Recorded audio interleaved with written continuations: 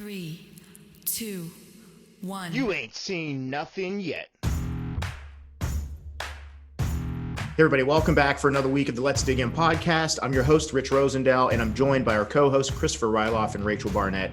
And this week, we have one of Napa Valley's most respected consulting winemakers. His name is Julien Fayard, and he is incredibly knowledgeable on everything wine. He also consults with some of the best and major brands in the wine industry. He has his own private label, and also you can check out his website, Fayard Winemaking. But we talked to Julien about what has it been like in 2020 dealing with not just the impact of the pandemic, but also these crushing, devastating fires that are going to impact wine and grapes and vineyards for years to come. So this year has just been crazy. And who better to talk about that than Julien, who has been there. He's working at top vineyards around Napa Valley. He can really give us great perspective, and we really enjoyed the conversation with him. And before I get started, I want to say thank you to Vitamix Commercial. Vitamix is our title sponsor. Check out their website. They have an incredible line of blenders. I've been using them since my years at the Greenbrier. I'm a big fan. I even toured the factory. Check out their website. So without further ado, let's dig in with Julien Fayard. Well, Julien, welcome to the Let's Dig In podcast. Thanks for spending some time with us today. We are joined with our co-hosts, Rachel Barnett and Christopher Ryloff, and we're thrilled to be able to have you on the show. You are one of Napa Valley's most respected consulting winemakers. I mean, you really have.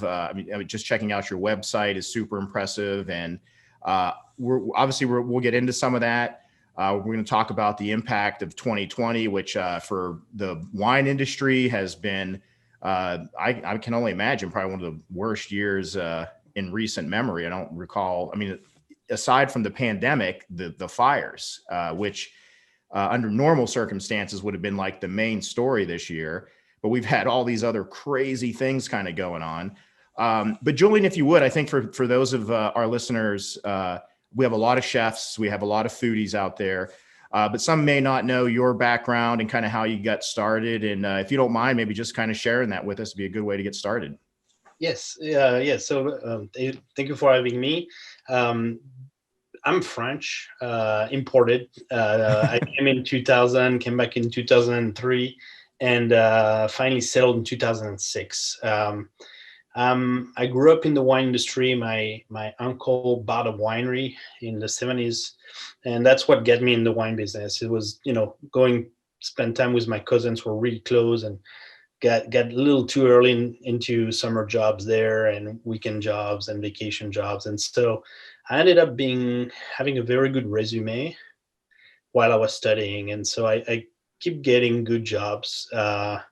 And the wine industry, I mean, it's like a kitchen. It's super rough. It's, the hours are not convenient. You work for not much, super hard work. You're picking up rocks in the vineyard days on. You don't want to stay there. But I was getting better jobs. I had the chance to, work for 2 years in Lafitte, Rothschild. I went to Swiss Lafitte. I traveled quite a bit. And when I came to California, I met Philippe Melka, and I worked 8 years for him, which became a mentor and someone that really showed me that there was something special to do, gave me the trust to focus and really own the skill in the wine business.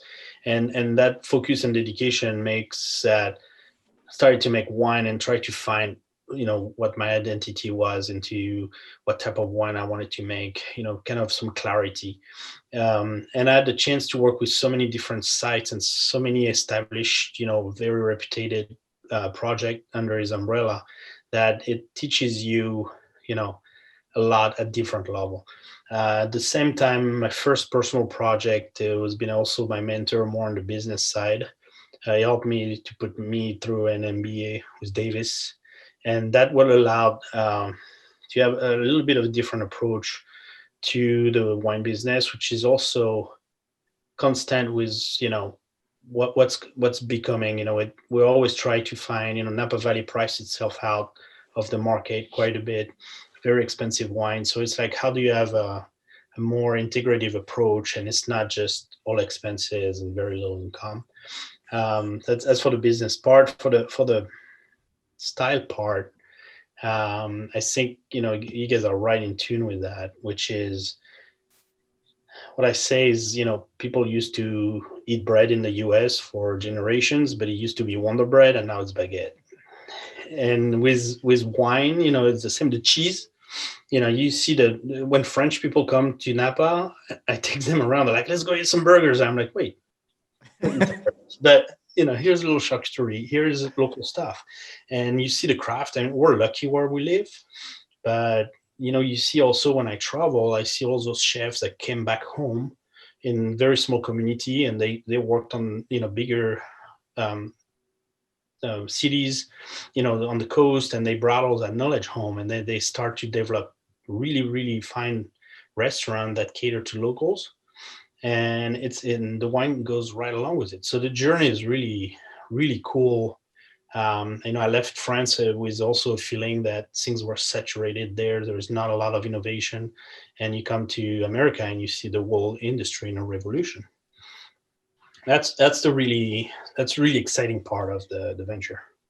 So, and you brought up some good points there, even about like in the chef industry and the cooking industry, that a lot of people see on the surface, like the romance of the craft. It's like, oh, I see myself as being this fine dining chef, and I'm going to own a restaurant. But you kind of alluded to some things that people don't really think about. Once you peel back the orange, there's a lot of hard work that's involved. And also too, mentioning the business aspect of it. I mean, I'm sure just like any other business, there's got to be a profitable model in place. I mean, you're making a product that has to be something that there's going to be a demand for. But at the end of the day, I mean, it's a business just like anything else. So I think those are some really great points. If you want your craft to shine through, and you have to be stable over time, you have to be consistent. Doesn't mean you're not changing, but that means you're able to perfect something and keep going. And if you don't stay in business, you won't be able to do it. Right. And for us, for example, like I'm launching some brands that are national, and they're really built to be national. And it's not the same cost structure, it's not the same networks, it's not the same expenses. And to be able to produce one and the other, you got to have a lot of flexibility, and you have to be a little bit honest. And not, if you don't understand that, you'll die along the way. And that's what happened to a lot of people. And I think I saw too, Julien, I was reading somewhere where I think you say like your first harvest you were like 16 or something like that. Was that right? That you started that early? Yeah. So did you know that that's what you wanted to do? Like, no, I did. I wanted to get out of it. I think but I was getting good jobs. It's like, yeah. You get offered an internship at Lafitte and you go, you're like, this is cool. Like, what am I going to do? So I knew there was something, I just didn't know where and how.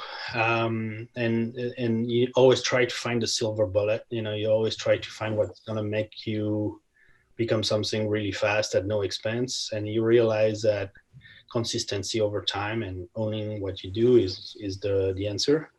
I love programming. I love a ton of those stuff. I could do this, I could do that, but I already, without knowing it, had enough experience. So basically what happened is it's really close, 6 months apart with two of my cousins. And we just worked together and we spent time together. And I would go there to hang out with them, no more than paid.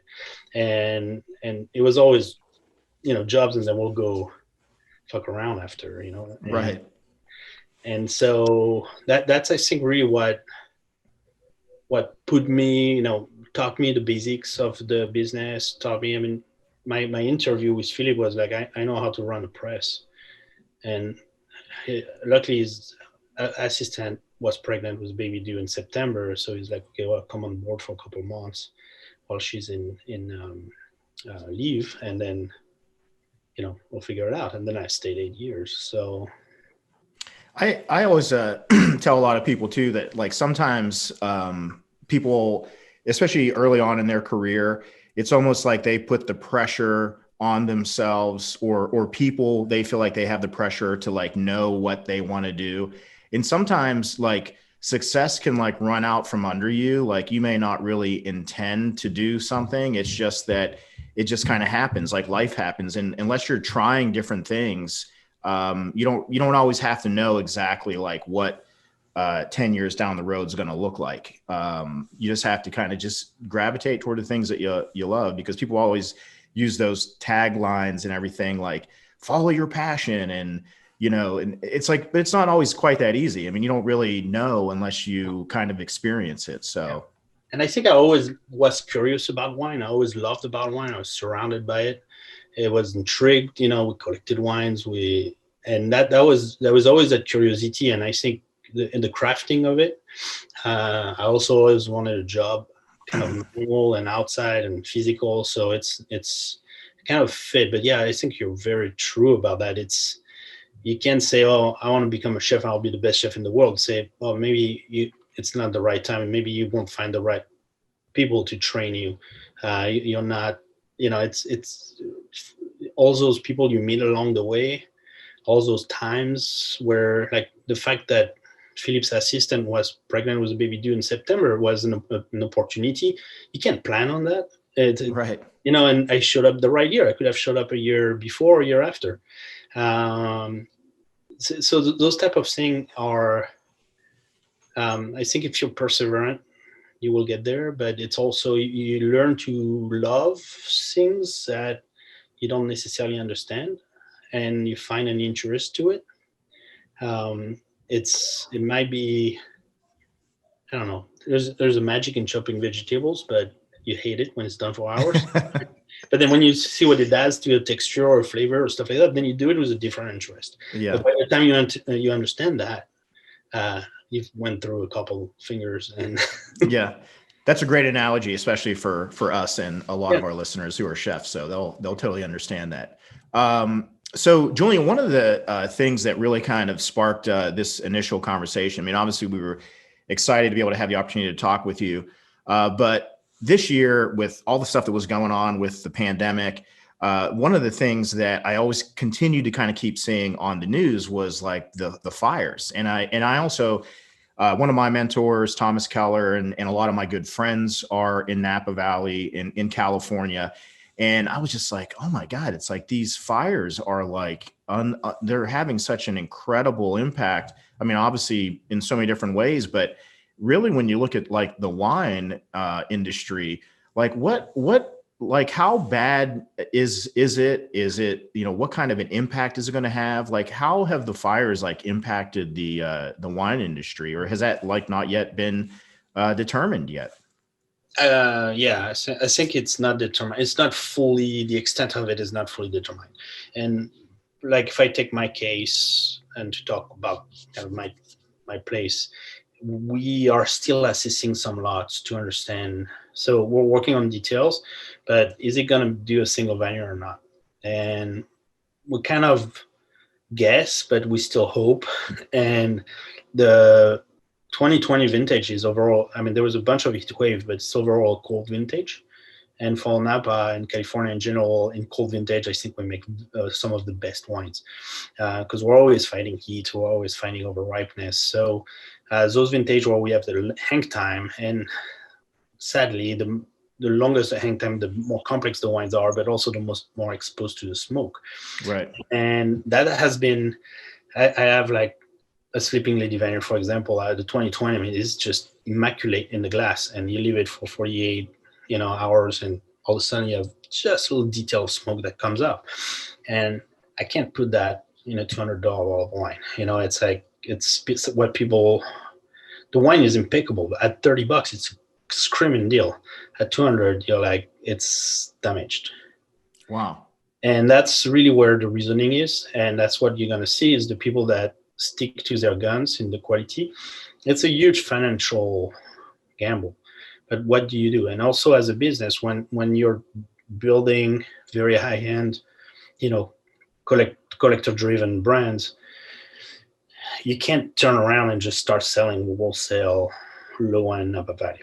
And you can do it with a couple hundred cases, but you can't really turn the whole brand around. So there was a lot of decision in that sense, and that's where people are still assessing. 19 is beautiful vintage. We have 18 with plethora of wine and good quality wines. In the big picture, it's going to be a blink because like COVID, you pass 2 years, and as soon as things reopen, people are going to be like, okay, done, move on. And we'll remember it. We show resilience and we show creativity in how people react and adapt and, get up and go. And I think the restaurant industry is one of the worst one in that time. And you saw how people just went from fine dining to a takeout model in a couple of weeks. Right. But I think necessity, I was waiting for an earthquake just to finish us up. Like, I think if there was an earthquake, I would have locked everything. Take a plane. Well, if there was going to be one, it would have been this year. I mean, good Lord. It's nasty and violent, and that's how I describe 2020 is violent. It's no rest, no. There was opportunities, and there's always opportunities, but those opportunities allowed us to make it through a year, finish the year, and look forward to 2021. Some people, had handcuffs and, died slowly from lack of revenue, lack of resources. I have the chance with the group we have to be able, we crush for people that do bulk wine, they usually purchase bulk wine. We make wine for those guys because the price points change of the grapes, and so we kind of switch a little bit the model. What we did is the same as you do plates, you do takeout instead of fine single vineyard wine. We made red wine that it will go in very good $20-$30 bottle of wines that you're going to see in a year or two. That's those changes. I think it kept the hope in the guys too, because they saw we were working or pushing through. And even when everyone was quitting, and some guys, they crushed 20%, 10%, and it's like losing a kid almost. Right. It's violent, and those stories, I think they mark you, and we're a business of passion and emotions, and if you beat on people too much, at some point they lose the passion. And so you count on resilience, you count on hope. You open a bottle of wine and things go better. Hey, everybody, we're going to get right back to the conversation with Julien Fayard. Before we do, be sure to check us out on social media. I'm on Instagram at Rosendale Collective and at Rich Rosendale, and also our sponsor at Vitamix Commercial. They have a very active, awesome Instagram page. There's lots of great content on there, recipes. It's a good way to network and just stay up to date on new promotions and new announcements. Anyway, let's get back to the show with Julien Fayard. So you mentioned about assessing the wine. So I'm just kind of curious, like, have you literally taken some of the grapes and tried to run like a little evaluation of tasting it, and because really, I guess once you put it in a bottle, as wine changes, the flavors change. I thought it was it's fascinating to hear you talk about how there was a note of smoke that kind of comes through. It's like a chef tasting things, but it's like wine is so dynamic, and there's so many different nuances of floral and tobacco and smoke. It's crazy. So how is in assessing it? Is it literally trying to make a little mini batch, or do you go up and do you smell the fruit? What is that like? So there's a little bit of science, but it's still very hard to interpret the science. We can't really have numbers that are easy to pinpoint. What happened too is, to put things back in perspective, the first fires were last week of August, first week of September, which, everything red was super early, very, very, just finishing variation. So we did what we call micro ferment, which is 5-gallon, 20-liter bucket fermentations. But the thing is, when you assess those wines, unless it's violently obvious, you're also making a wine that you're not used to because it's picked so early. And I think there was a lot of mistake made where what was actually green was considered smoke. Mm-hmm. That's the first phase. The second phase is the pattern of the smoke is there's cold and what's called cold smoke and hot smoke. And the hot smoke is kind of close to the fire. The cold smoke has time to cool down. Right. And they don't interact the same with the plant. And that we still don't understand how. There's some blocks where we walk in the blocks and you smell it. It's like, really? It's like creosote. It's just, and you think it's the bushes, but it's everywhere. And the plant, what it does, it's a respiration process, and it absorbs it into the plant. And the vine stores everything in the grapes. And those molecules, they get bound with sugars, so they don't smell. And once they are absorbed in the plant, you can't really extract them. So you put the grapes in the tank, you start fermenting, and what happens is the sugar gets separated from the phenols in part, and they start to become odorant. And usually it's at dryness where we get the first, after 3 or 4 days of maceration, they say, but at dryness, we get the first big peak. And then after malolactic, we get a lot more release into the wine. And then over time, things keep creeping up. So the idea is to try to find the levels that indicate if there was an exposure. And there's, for example, Petit Verdot, Cabernet Franc, they soak up smoke crazy. So those, if you have a little bit of exposure, you're going to get a big effect on those guys. Cabernet is and Pinot is pretty, sucks it up pretty much, but like Chardonnay, Sauvignon Blanc, and Cabernet Sauvignon are very impermeable to smoke somehow. You need a lot of exposure, basically. And like Syrah naturally has the markers. And so that goes to like now the science. You get those molecules, you analyze, and you get the numbers. There's 2 problems. Depending on the lab, they'll extract differently. So you have to understand what they are extracting. And then the numbers you get gives you an exposure potential, but it doesn't give you what it's going to smell like. So then there is a difference between what we're measuring in the plant and how it expresses itself in the wine, which is dependent on the type of smoke you get exposed to, the type of wine you have, the combination of both, the aromatics. Like, so we have wines, Caldwell, Sleeping Lady, stuff like that are super reductive, super blue fruit. And that actually hides the smoke really well. And we bottle some. We have now from 17. And actually, it doesn't bother people. It's kind of part of the bouquet. It's there. The wines are complete. They are elegant. But, if you put it in the vertical, you're like, oh, something's off that year. Right.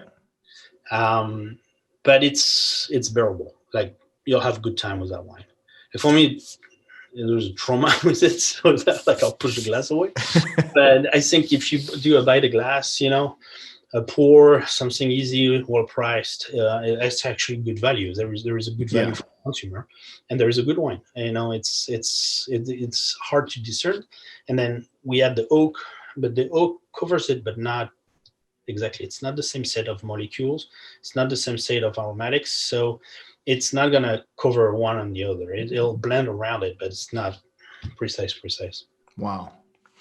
Well, as a chef too, over the years, I guess we've kind of been, and you're fascinating to listen to you as just incredible. I mean, just it really kind of shows the layers of knowledge. It's not, and then the science aspect of it, because it's not just like, well, I think this is going to happen, or I think that's going to happen. I mean, there's a science aspect of it, which I feel like really kind of bridges with food and culinary very well, because that's the way, when we're sitting around the table talking about a menu, it's kind of, sometimes people might be on the outside looking in and they're listening to a conversation and they're like, wow, I didn't really think about a dish like that. But, and I think that's why we're so fascinated with your insight on the plant and the wine. But one of the things I was kind of thinking, and maybe this is like me oversimplifying it or the chef in me, But is there is there anybody out there maybe saying, hey, we've got these like tainted grapes, can we make something else with that? Could you, I don't know, distill it, or, I don't know. I mean, is there anybody that you know of that's doing anything like that, or is So that I just didn't not? do as much this year, but in 17 I made a lot of brandy. Okay. Brandy is a 100-to-1 dilution for the smoke taint. So you can really remove it. And the thing with distillation, depending on your temperature, you can extract molecules. So you can remove Yes. those heads. And then the guy we use in Petaluma, it's called Grifo, is a scientist, is a mad scientist basically, and he is really, really precise on all those stuff. So if you tell him like, there's this and this in the wine that I want to remove, and into the brandy, you can calibrate that. It's really cool. One guy made some raisins. Okay. Right up the raisins, and the funds go to the firefighter. But there's not much you can do. I mean, after you do commercial alcohol, you do low end. We can strip the wine off the molecules as well. There's two consequences to that. The first one is a filtration process. It's pretty intensive, so aromatically it will beat up the wine quite a bit. So Right. from a long aging wine, you're gonna fall into something more simple, more short-lived, and it's not stable over time. So after 3-4 years, it'll come back. So I actually have in our kitchen here a rotary evaporator. I don't know if you've seen those before, but it's kind of like a distiller. It's like what you would see in a lab. But I totally understand what you're talking about with the temperatures the vacuum, and it changes because there's some things that we can make that we can like leave many of the properties of an ingredient. Maybe it's, the pigment or the heat from a pepper, but you can leave a lot of those things behind and you get this like crystal clear liquid. But it's fascinating. And obviously it's not nearly big enough to handle the amount of grapes that we're talking about, but it's fascinating though to hear that. Yeah. Every molecule has a evaporation point, and when you Wow. reach it, it carries with it. It's how you make gin. Mm-hmm. Do you think the smoke from the fires will have an impact on the land itself and in the environment? Like, how deep into the soil do you think the smoke got? And like, how much into the future do you think this is really going to affect the future of wine? So the smoke is actually not after a season, the vines are going to grow back. The impact is the vineyard that have been really damaged by fire. Usually they grow about half the season and then they stall and they won't ripen it. So there is some vineyard that have been very exposed to heat.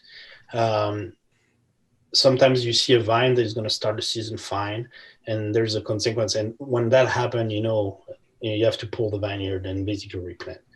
So it's a 5-year process. So that's really the consequence. Wow.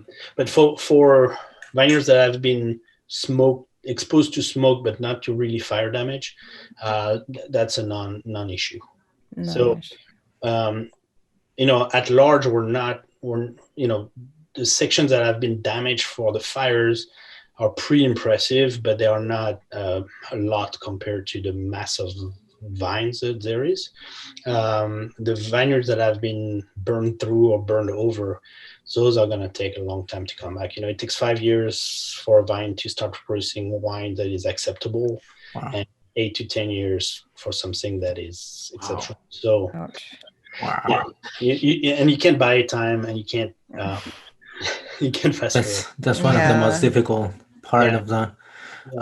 Julien, talking about the fires and everything, do you think that this will impact the vineyard and the small businesses around, and also maybe the restaurant businesses? Do you think that they're gonna be impacted by all the fire like situation and everything? Yeah, if we talk about just the local restaurants, on top of COVID, you get a lack of tourism, which makes their season, so you get the double whack. Right. And like everything, what we see in the industry is the small guy disappear one by one because financially they're not structured, or not big enough to survive, and they usually either disappear or get lumped into larger corporations that have more means and more resources. That's what we see as a polarization over time, and those events are just accelerating that. And there's a couple crazy guys that hanker in and push hard, and you'll still have that mentality, and there's still opportunities. But also what I think, what you're going to see in the industry is less and less wine in the middle tier. You're going to see some lower stuff, a little more mass products, and then the rest is going to be very expensive. And that's something I'm dearly working on, and it's how to make, well-priced Napa Valley cab, but sometimes you have to explain that to people that $80 is well-priced. And Right. It's hard to explain that to someone that doesn't, necessarily see what gets into the wine. And I look at the French and the European wines that are, $15-20 and they're excellent. I'm like, how come we can't do that here? Yeah. And it's a very, there's ton of reasons. One of the big one is the size of the wine is too small. So when you say about that, you look into those wine in Europe, $15-20, what would you compare those here in US? What would be like a wine here that is $80 over there is 20, something like that? That's what you're trying to mimic and try to make over here. So it's, you get really high quality at $20. You get, and the French, their day drinking is 5 to 8. And that's a good wine. It's see the Beaujolais, for example, all the AVAs. 20-25 is kind of a wine for the weekend, for your family, for special events. And then when they pay more than $50, it's luxury. And wow, in the US we start at $50. right. And it's a sad thing about the industry, and that is not explained enough, but even for the non-Napa wines, stuff below $20 red is most likely mass produced, and most likely you don't want to know what's in there.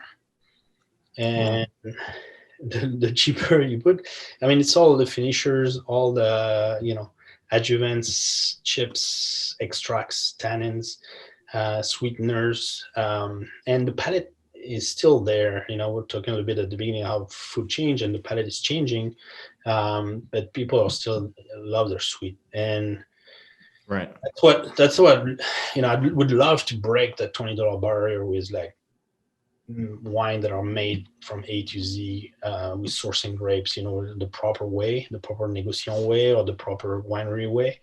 But it's very, very tough and very tight. And like I have cultivar, which is in the 30-35. We have Le Piche in the 48 to 55. Those will start to break nationally, but I can't go any lower. And I try, but it's very challenging to do so. Do you think that people will be more forgiving due to the fires and due to the year of 2020 that we've all had? Like, do you think that they'll be more forgiving, one, on price and also on the flavor of the wine? Like maybe more smoke in the wine starts trending. I would love that. Great idea. I think there's a lot of people that came right after the fire to buy wine just to support and show. There is kindness in people, but the consumer, you always have a choice. You always have an alternative. And if they don't have to, they will buy a 19 or they'll buy a 21 and they'll leave you with the 20. Right. So I think that, even if there is goodwill and people are, really doing it as an intent to support you, in the end, they'll buy 6 balls, not a case, and then they'll move on to something else. And therefore, I think when you have dedication for quality, you have to stick to your guns. And even if financially, sometimes being a good winemaker is not about making good wine, but it's having the discussion with the ownership about the hard decision to take. It's like, what are we doing? Are we living in the minute? Are we protecting our brand? Are we building the reputation? What are we in the business for? And also, I think the people are not really educated in depth about wine, in the sense that they can understand that. When it's very details, and so they'll like the wine, they'll drink it, but they won't understand that it's smoke. But if you bring it to a critic, or if you bring it to a collector, you'll make damage to yourself. And sometimes that's maybe 5% of your clientele. So you're like, who cares? You know, the 95, but the 5% makes your reputation. Right. If a critic start to bash my wine and put an 89 on it, it's the 80% that buy it that is affected.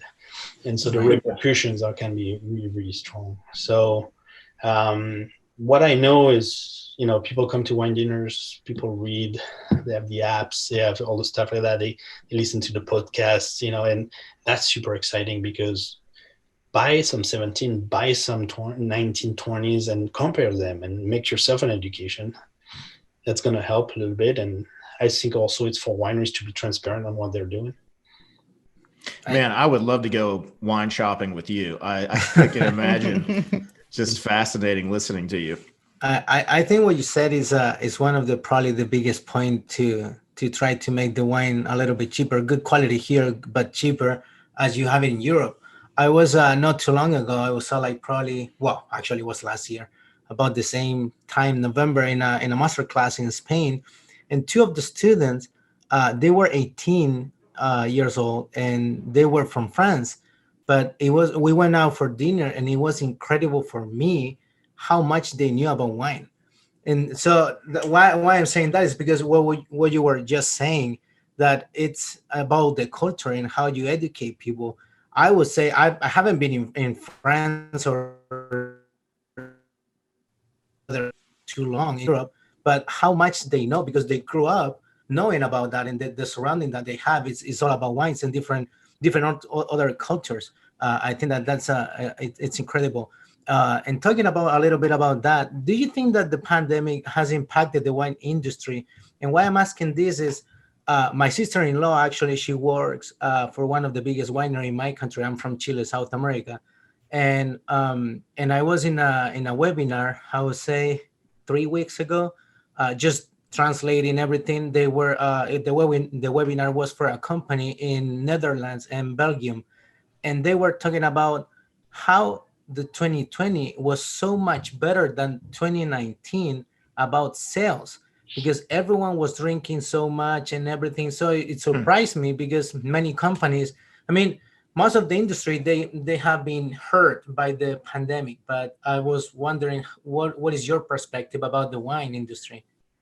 I think the larger retailers, the larger producers that are in that less than $50 price point have seen a net improve. I mean, all the online retailers are on fire.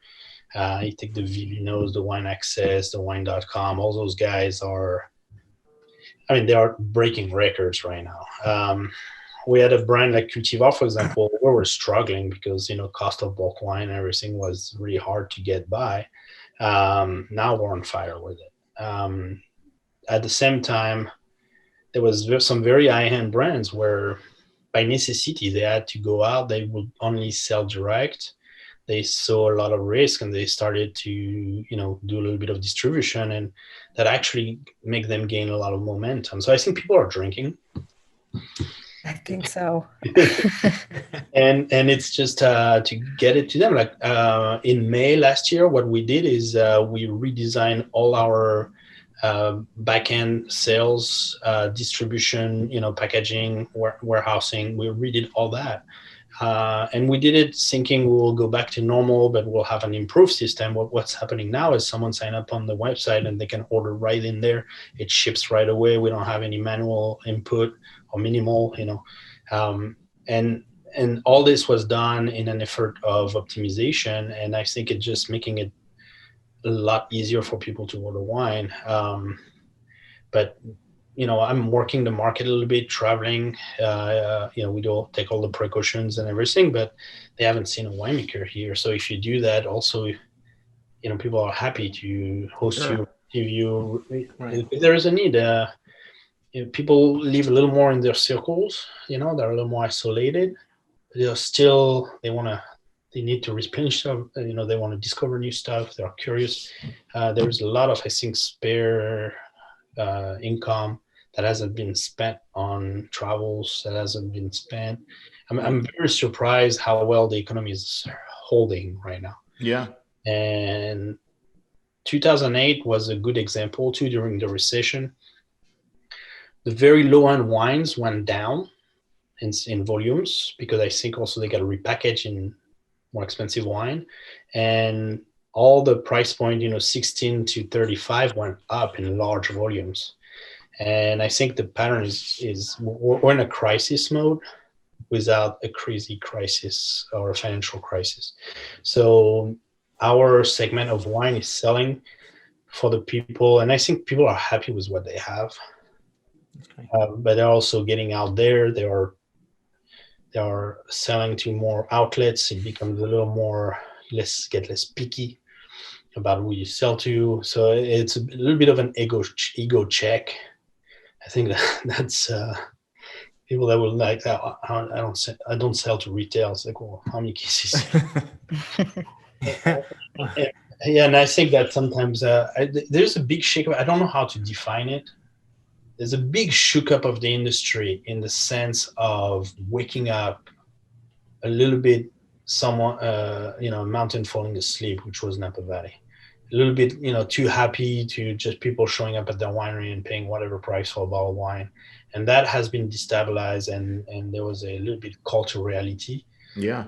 And I think that's healthy. Yeah. Yeah. I mean, it really forces you to react and be nimble, because if you don't, the business isn't just coming to you. You have to go out and you got to be creative about the way that you get it. And, one of the things I tell a lot of people, we talk with lots of different restaurants that we consult with, and I tell people, and I think this is true with wine too, if you think about it, in the food industry, restaurants, the same amount of people pretty much every day are still eating, and they're also still drinking wine. Where the disruption has been is the model in which they access those meals and the wine. The supply chain, like people talk about that kind of getting disrupted.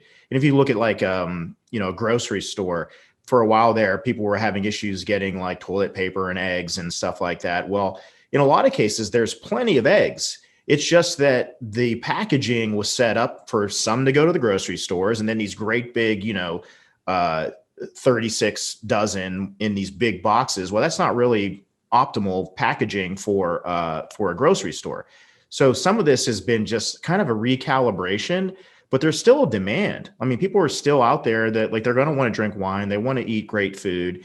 It's just that, the way in which they're doing it 2020 has kind of just turned everything up on its head. So I think there's a lot of opportunity there for the people that can be creative in new outlets and stuff, because people still want to drink wine. They still want to have great meals. Yeah. And that's where you see, food is food. You need it every day, like a house. Wine is part of the balance as well. Yeah. Wine, beer, alcohol. It's part of the, how do you call it, when they suspended all the wine sales? The prohibition came, Yeah. got defeated, and it shows. No, but it shows that it's true. Part of the culture. It's culturally to drink wine, and it might change a little bit depending on the subgroups in the culture, but at large, we drink alcohol, and that hasn't slowed down. We do a little bit of experiment with American oak on wines, and the number one problem is to find oak, because the brandy buys it. And it's actually more cost effective to slap a barrel together for brandy than it is for or bourbon, than it is to make a nice finished barrel for the wine business, which is a lot harder to make, or a lot more detail on where the grain is and where it comes from. And so it's like really a willingness from the cooperage to go the extra mile. Yeah. And the bourbon is on fire. Well, Julien, I know we're coming into our last several questions here. One of the ones I wanted to ask you, you hear a lot about like climate change, like in the news and media outlets, and regardless of, how everybody feels from political and science and all that stuff, it definitely has been something that's been on the forefront, people talking about like climate change and everything. But I'm curious, have you seen any adversities or any challenges with climate, and this could be like environment or climate or what have you. Has there been anything that has impacted areas that have had a long tradition of growing wine, like maybe this, even if it's just different types of grapes? And, you know, part of that is maybe just naturally occurring. I mean, everything about our environment is always kind of changing, but has there also been maybe any new regions that have kind of come up on the radar for growing wine that maybe weren't really considered to be like optimal growing conditions, but has environment played much of a role in the wine industry? I think, I mean, you can't deny that. You know, are we in a cycle or are we fucking up the planet? That question is still open. I think we're doing a lot to be better. I mean, personally, I haven't communicated about that yet, but we're doing a lot on water conservation, energy conservation, like all the way in the layout of the winery. So we minimize forklift use, we minimize stuff like that. What I've seen is like in Provence, you know, 15, 20 years ago, I saw vineyards where like we started to put irrigation on those vineyards so they don't die. Wow. And we could get by because we're not picking fruit, we're just keeping the plants alive. And now irrigation has become normal in Provence and accepted as a winemaking tool so the vineyards can survive. So that was never an issue, that became an issue. And that's, you know, that's one part. I have friends from Bordeaux that calls me to, you know, how to deal with high sugar content grapes. That was never a problem in Bordeaux. It's like when you had, you know, 15.5% alcohol wines, you're like, oh my God. And then now they're like, oh shit. Yeah. You know, so the California is a good learning on this. You know, there is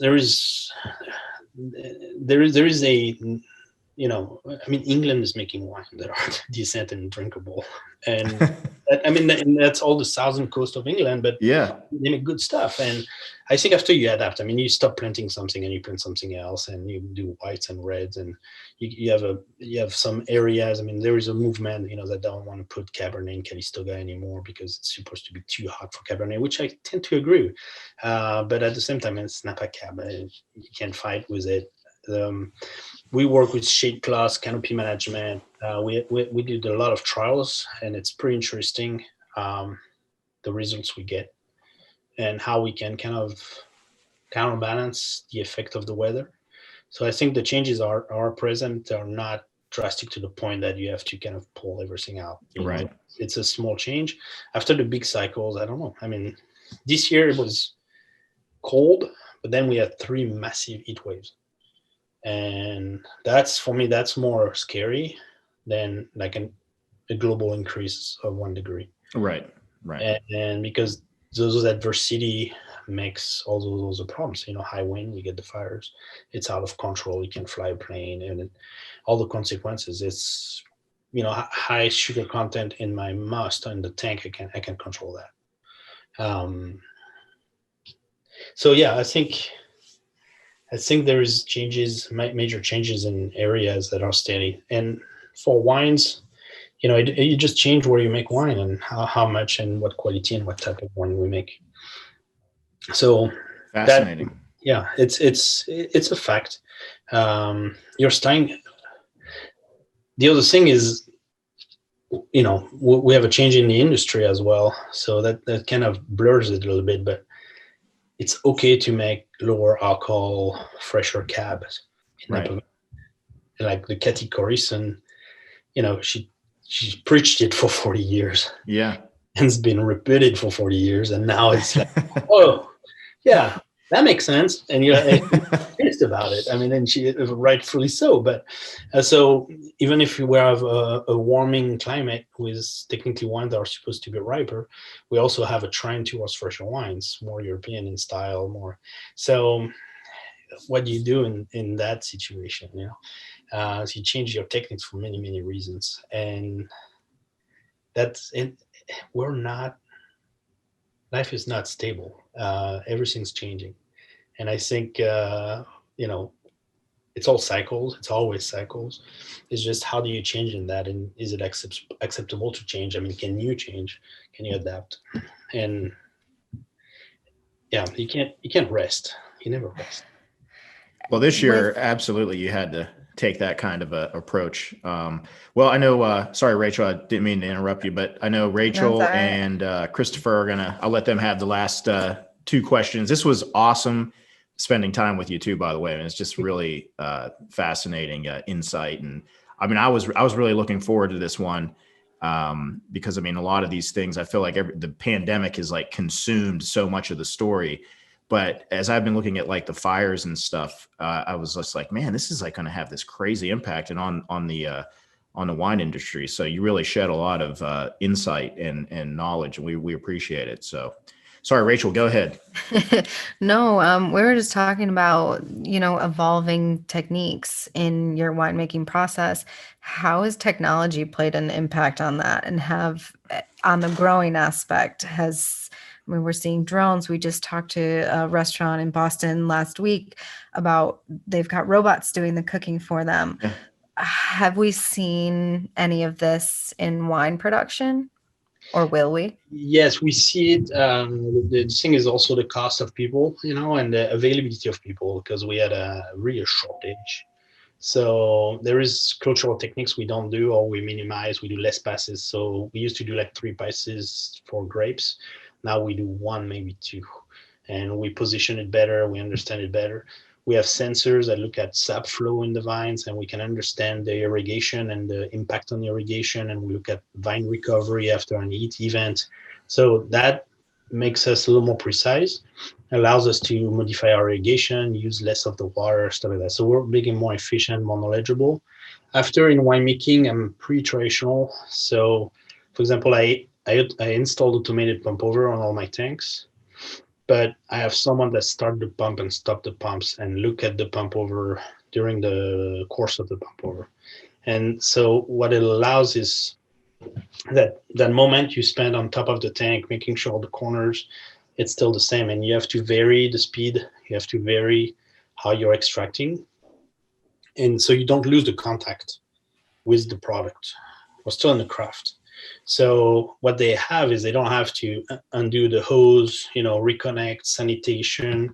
So it's time spent, water spent, and they can run 2 or 3 tanks at the same time. All they have is to look over it to make sure it's going well. And so that's why I'm a very fast learner, and I love technology and newness in all that fields, but I'm a slow adapter to my process, because you have to, if you just do it so you can, have less people and it's more efficient, then you're going to bypass and you forget why you're successful at what you do. And so if you start to just delegate to the machine doesn't care. Yeah. Right. And so the automation can be efficiency, I think. Like we're going to put a system that recycles some of the water, so are reused, in the barrel rinsing for the first pass. So that, I like to work on everything that is around the wine, but everything that touches the wine stays really classic. And so, LED lights, making brandy out of our waste. So instead of sending it to the distillery or sending it to the waste plant and putting the burden on the community, you make a value-added product out of your waste. Thinking about how to minimize your forklift hours. I just put a system that looks at every machine in the winery and look at the amp pool. And so we can understand where the energy is going and throw all those machines. Is it better to use our AC, or is it better to use our glycol system to cool the room? Which one is the more efficient? What's the load on it?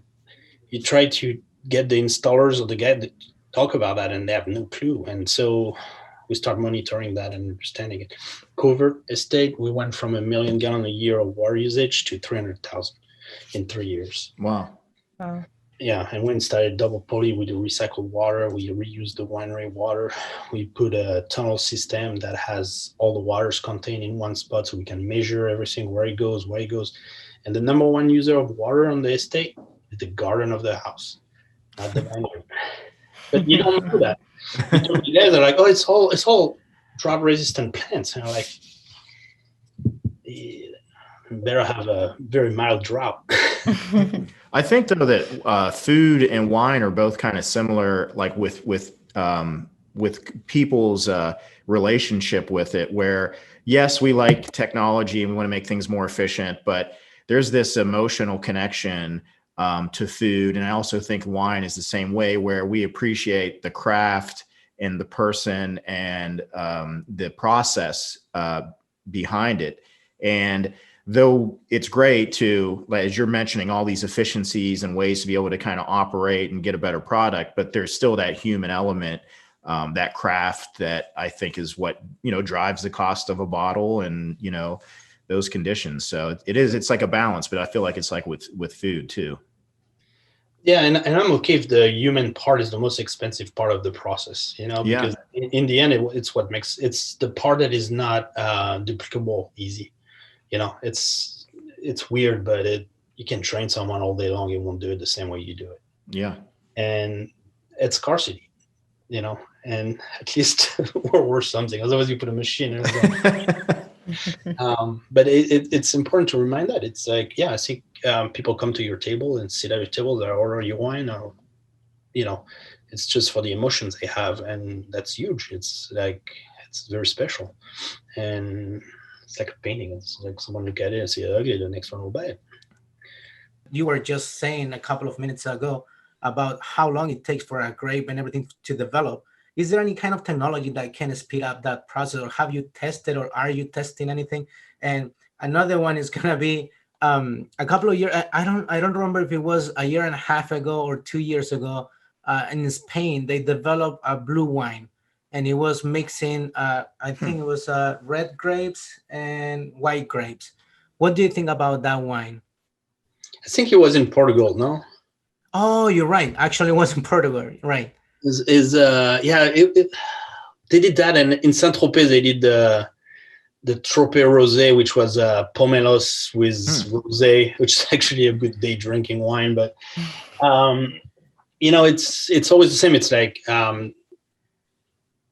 you can create trends and something that is fun and fashionable, but the number one white wine is Chardonnay in the world, and the number two is right. And those staples work for a reason. It's because the mass likes it.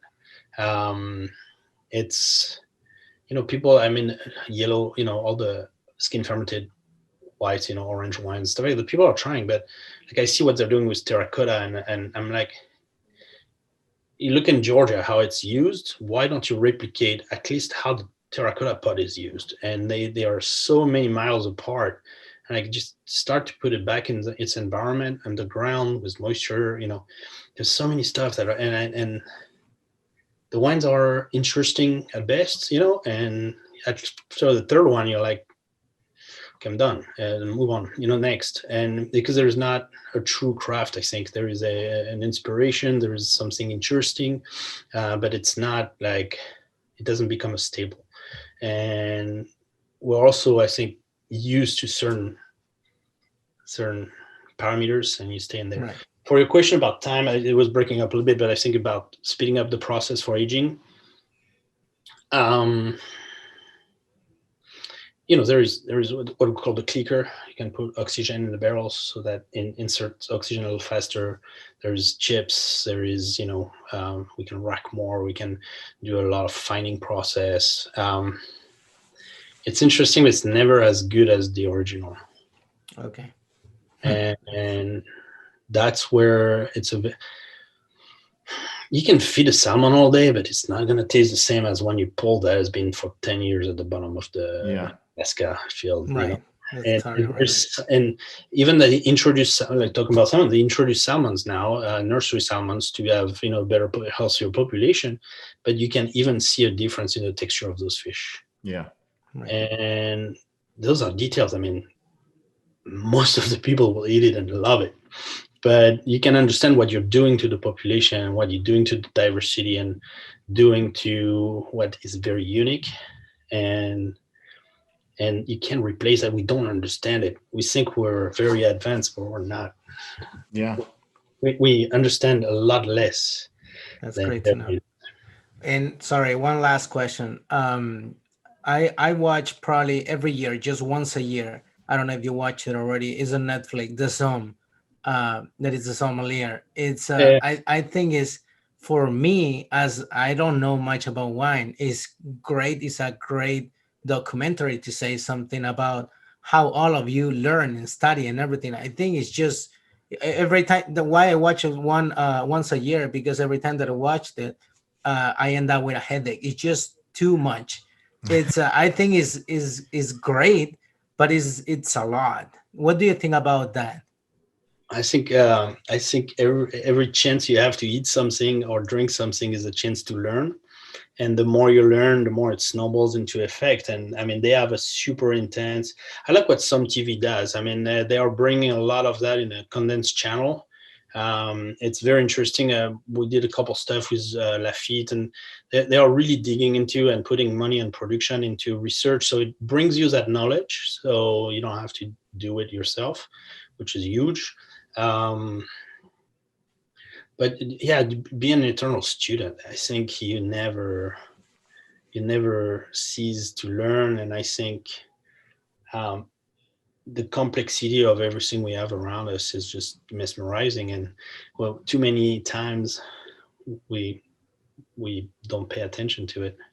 But I think there is a lot of guys out there that are really working hard, and they don't talk about it. It's the only way is to go visit them. So you do those tastings, you learn about those wines, and then you go and visit the guys. And in what we're talking about learning, in Europe, there's a culture also when you're a student that most doors are open. You can go and, as a student from the wine business, and the winery will host you and taste you through crazy stuff. I mean, I did verticals of Margaux. They give you an excuse or another one, but you end up at, how many quantities in every barrel. And it's cool. It's amazing. It's unique. And I think if you have a true interest for it, people will open the doors. And if you can blend that into your craft, I think you have to be curious by nature. I think that's the cool stuff. Whatever you do. Awesome. Yeah. Well, that's a great, some great advice to kind of to end on. And Julien, we really enjoyed talking with you. I mean, I think it was just awesome and insightful. And you're always welcome. If you're ever in Northern Virginia, we have our restaurant and our culinary lab here, and we'd love to be able to. There's a lot of wineries in Virginia as well, but we'd love to be able to show you around. And Julien, if people want to know and find out more about you, where can they go? If you're on Insta, there is the @Fayard Wines, and then Fayard Wine or fayardwinemaking.com. So my last name, F as in Frank, AYA, R as in Remy, D as in David, Wines. And I'm easy to reach. And also, by the way, I was on the website, which is really nice. Are there wines that are available that you ship? Yes. So my site has my personal wines, and then you have a link to every client and project I make. So Great. If you guys have room in your cellars. Yeah, you'll be getting an order from me. Thank you. Julien, have a wonderful holiday. Thank you so much for your time. We really enjoyed it. Too. And Thank you very much. Thank you for having me. Absolutely. Thank you so much. Take care. you. Thanks so much, Julien. Take care. Bye. Bye. Hey everybody, I hope you enjoyed that conversation with Julien Fayard. If you want to know more about Julien, you can go to his website, Fayard Winemaking, and you can also acquire his private label. He sells the wine on the website as well. I'm getting ready to buy some myself. And then also thank you to our sponsors, Vitamix Commercial, their entire line of blenders. We use the Quiet One, the XL, the VitaPrep 3. Also thank you to Henkelman. Henkelman for years has been known for making great vacuum sealers for sous vide, but they're also starting a new line of vacuum sealing bags. And guess what? Several of them are recyclable. So we're really excited about that. Also, the International Sous Vide Association. Check out their website. They have an amazing summit that they put on every year. Hopefully next year, we'll be able to do that in person. This year it was a virtual one, and they still did a great job. Also, Comey. Check out Comey for recipe and menu management software. It's actually free. You can go to their website, KOHMEE. And also Verlasso Salmon. Verlasso Salmon is sustainable Chilean salmon. It has a buttery texture. That's what we use in our restaurants, and we're huge fans. And thanks to all of you for listening and continuing to watch. If you want to see past episodes, you can go to our YouTube channel at Rosendale Collective, and you can also go to my website, richrosendale.com, and select podcast, and all of the past episodes are archived there. Anyway, thank you all very much. Be safe. We'll see you next week.